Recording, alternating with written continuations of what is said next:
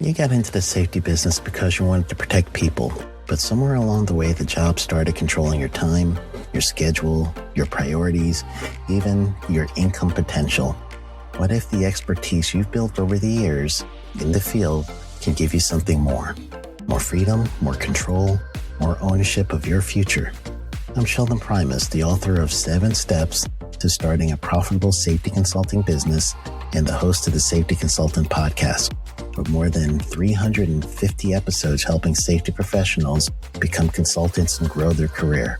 Consulting changed my life. In fact, I'm a full-time RVer, and one consulting contract paid for my home I live in today. Now, I help safety professionals build their own consulting practice through bi-weekly coaching calls, accountability, and personal guidance. But this program isn't for everyone. Start with the Consultant Readiness Audit at sheldon.coach. What if everything we thought we knew about safety was just interference? From the host of the Rated R Safety Show and the founder of Safety FM comes the complete Signal Transmission Trilogy, now available in one powerful edition. Safety, in my opinion, the book that started the conversation.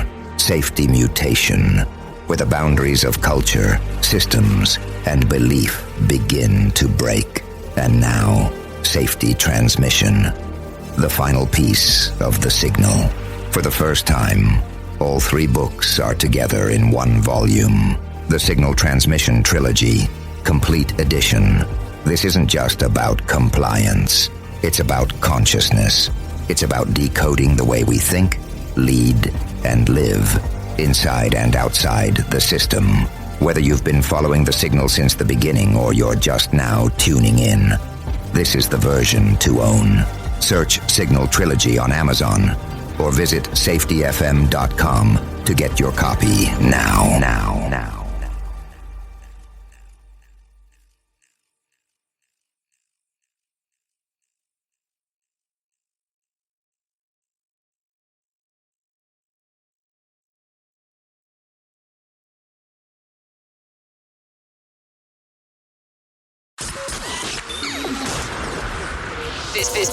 This show is brought to you by Safety FM.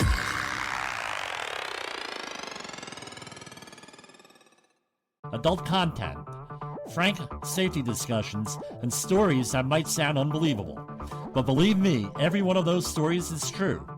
We didn't start the safety war, but we are going to fight to win it. For our families, for our communities, for our workplaces, and for our lives. This is Jim Posel from Safety Wars, and I wanted to thank everybody who reached out to me, mostly through social media, and told me what I should be covering here. What are they interested in, right? Why would I want to talk about very esoteric things? And I, as everyone knows, I'm a member of the prepper community. That's the 3 to 5% of Americans that have taken at least 5 minutes out of their day, 5 minutes out of their life, and said, what the hell am I going to do if there's a problem? So, what do we do here? Preparing for a flood. I went to ready.gov, downloaded their info, and we're going to talk about it and everything else. So, they basically have... Now, let's talk about this. You have to do the 3 A's. Assess, analyze, and act. That's what your whole thing is with this stuff.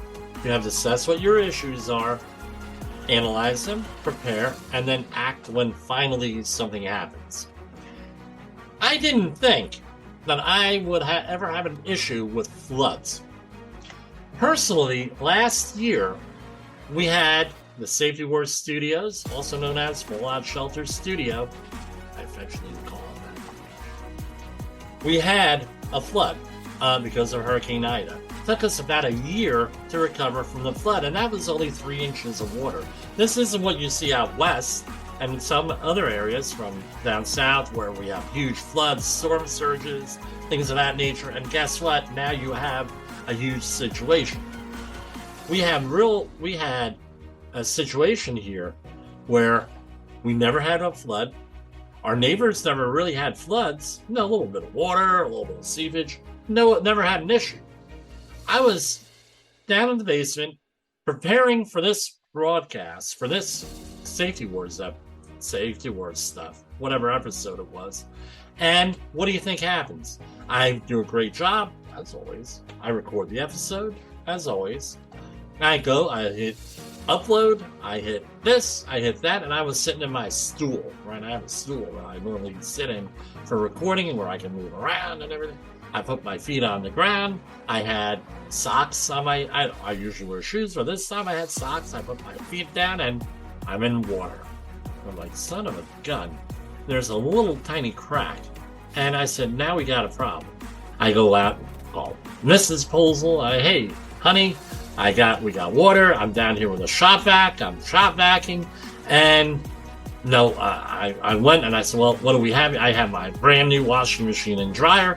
I go out in the backyard. I got a couple of cinder blocks from the old owner. I put everything up on cinder blocks so I don't have destroyed appliances. Blah, blah, blah. And we're starting, and after about 3 or 4 hours, we lose in the battle. We got as much as possible out, but we lost the battle. Safety Warrior was not good that day, believe me. And it took us roughly a year to recover from this. We had 3 inches of water. It's really impacted my business up until really recently, because now, having to put everything back, now I have a nice setup, better than ever, and we're set up to do what we need to do. That's my experience personally with a flood. I've never been involved in anything else, so I only have to go by what I read, what I see on TV, and stories from my many friends and listeners. So, what do? This is right from ready.gov. You have 2 scenarios. Right? If you're under a flood warning, find shelter right away. That's what they say. What could floods be from? Anything, really. Weather events. It could be rain, snow, coastal storm surges, overflows of dams and other water systems. And it could be at any speed. It could be slow moving, fast moving, happening in the blink of an eye, happening over time here, right? And what are the big things, right? Power outages. We're talking power outages, disruption in transportation, and damage to buildings and landslides. Some of the stories I have come from Superstorm Sandy 10 years ago. Unbelievable. And what did we have with Superstorm Sandy? We had a very large storm. I don't think it was even really a hurricane, technically, but what happened was it was a very long-lasting storm, and it felt the effects from the Delaware, that area of Maryland, coming up the coast, into New Jersey, New York, all the way up in Orange County, really. And there are some good things that came out of it. All the counties up here came out with community emergency response teams. They were really pushing it after Superstorm Sandy. And I encourage you, when there's a community emergency response team in your area, to actually join it, number one. Number two is that it taught me a lesson in all this preparation. Because guess what? We were prepared for Superstorm Sandy where we live. Not in this house where I am. In our old house, I tell you what, being a newlywed, I was a god for 2 weeks, right? Because we had all the preparations that we needed. What was our main issue there was Superstorm Sandy and the floods and everything. Sewage treatment plant got flooded out, and the water treatment plant got flooded out. We couldn't drink the water. We still had water, which means that we had enough to flush the toilets, and it was safe enough to take a shower in, but it wasn't safe enough to drink. That sort of thing. We also had the ability to evacuate to my in-laws in upstate New York. That would have been a very severe situation had we not had that. So that's one way. You may not be flooded, but where you get your utilities from, that might be flooded. Even power plants might be flooded and impacted. So what happens when that happens? You have no power. What do you need? Generator. This is from FEMA, ready.gov. Stay off of fast-moving water, off bridges, over fast-moving water. I would say this is what I see. Every time I'm out in a flood or on the way home, a flooded area, things of that nature, I try not to drive in this stuff. What do you see? You see somebody in a vehicle. It could be a big truck. It could be a small car. They say, I can make it through that water. It doesn't look that deep. And what do you think happens? They drive in it, and before you know it, I didn't know a Corvette could float like that. Right? Back in the day, before smartphone, I used to see crazy stuff happen all the time. Wish I had photos. Evacuate if you're told to do so. So if you're told to evacuate, probably a very good idea to evacuate. Again, this is from FEMA, right? I'm not giving you advice here. I'm just going off of what the official advice is. Move to higher ground or a higher floor. That you need to be careful of. Higher ground, obviously. You're in your house, you can't evacuate. Move to a higher floor if possible. Problem is, people move to their attics often, and what do you think happens in the attic? They have no way out. So unless it's like a dire emergency, don't do that and stay where you are. Those are your decisions. What do you do with all this stuff? You personally, what can you do? Prepare, assess, analyze, and act. The triple A's, as I always say. Assess what your flood risks are. Is it your house flooding? Is it from a body of water, a river, a lake? Maybe you're at the bottom of a hill. Anything like that. Survive.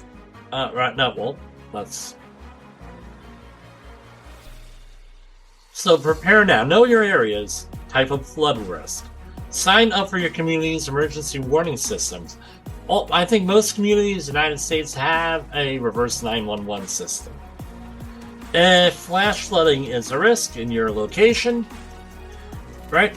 Monitor potential signs such as heavy rains. Learn and practice evacuation routes and shelter plans. If possible, identify where your bug-out location is. Is it a shelter? Is it higher ground somewhere in your community? Where are you going to go? What are you going to do? What resources am I going to have when I get there? This all goes into your bug-out bag, what they call in the industry, where you have enough stuff for up to 2 or 3 days. Food, clothing, water, documents, any documents that you need. Insurance policies, credit cards, credit card bills, paperwork, things of that nature. Are you going to back it up to the cloud? Are you going to have a hard copy? Today, you can back a lot of things up to the cloud. Barring any major catastrophe, it's still going to be there. Right? But hard copies are probably always best. And make sure everything is in one place.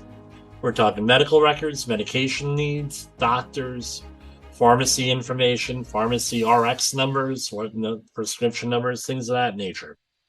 If you're eligible, get flood insurance. And important documents in a waterproof container to say, okay, protect your property. Where valuable items need to be moved to higher locations. And big thing, maintenance on the outside. Are your gutters cleaned? Do you have any impediments to water being drained off your property? Do you have valuables in your basement or lower floors that may have to go to an upper floor? Right, upper floors higher above the flood. During the flood, depending on where you are and the impact and the warning time of flooding, go to a safe location that you have already pre-identified. And I would communicate that to your loved ones and your friends and family, whatever is appropriate, where you're going.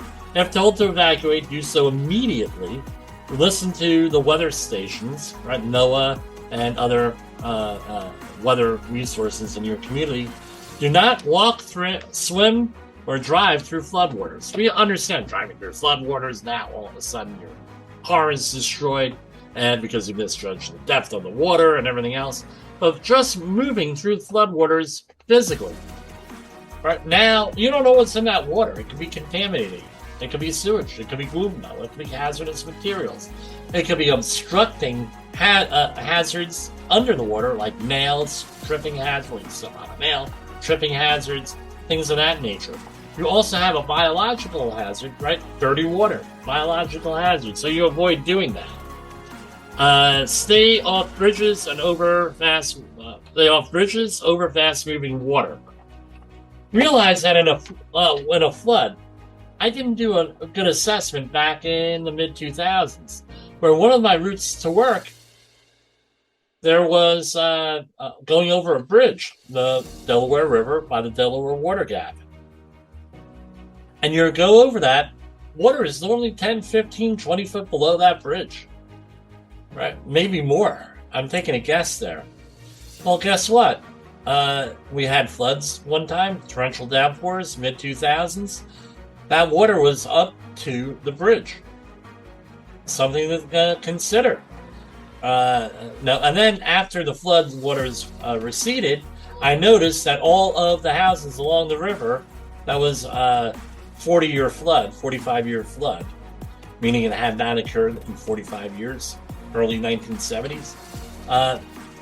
All the houses along the river were on stilts. And I was like, oh, I always wondered about that. That's because it flooded out. I was at the beginning of my career. So find out what your history is around your neighborhoods and everything else. If trapped in a building, go to its highest level, but you avoid the attic. Right? And go on the roof as a last resort. Listen to and be safer after. Right?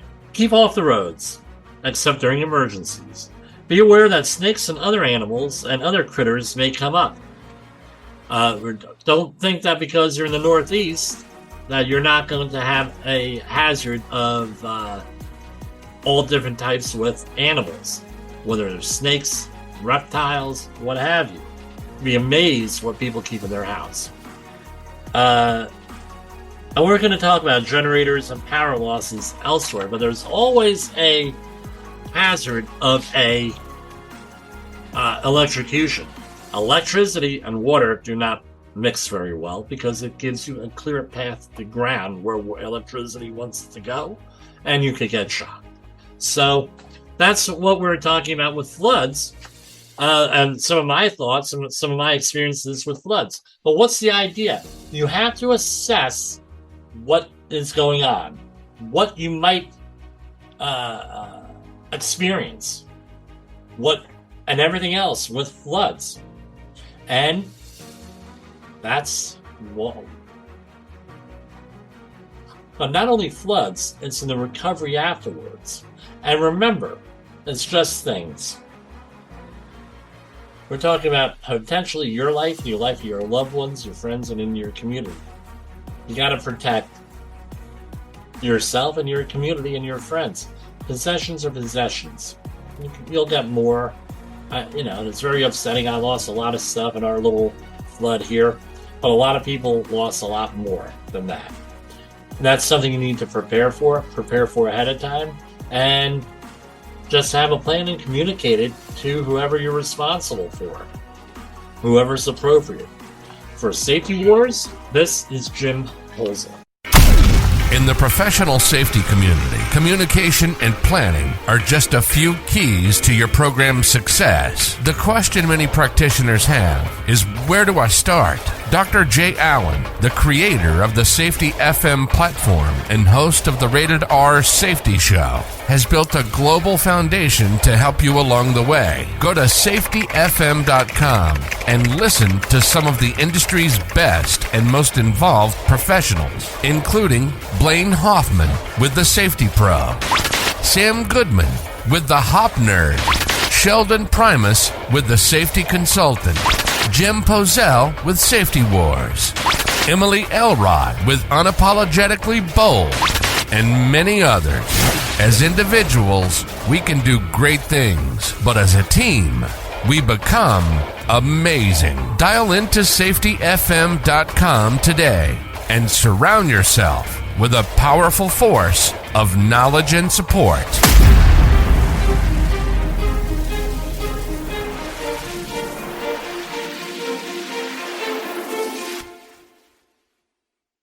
The views and opinions expressed on this podcast are those of the host and its guest and do not necessarily reflect the official policy or position of the company. Examples of analysis discussed within this podcast are only examples. They should not be utilized in the real world as the only solution available, as they are based only on very limited and dated open source information. Assumptions made within this analysis are not reflective of the position of the company.